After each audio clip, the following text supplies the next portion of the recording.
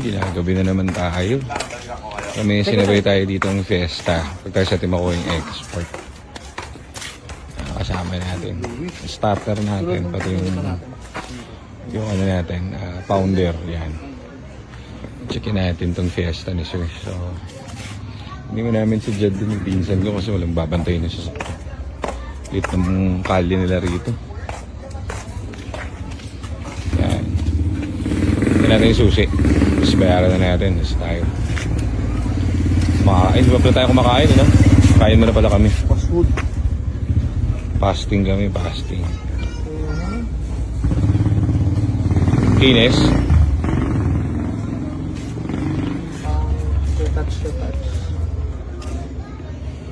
Parang ano. Sinadya sa dilim. Gabi ng lagim. Baba mo na ito sir para ano. Kaya mamaya, checkin natin to. Dilim eh.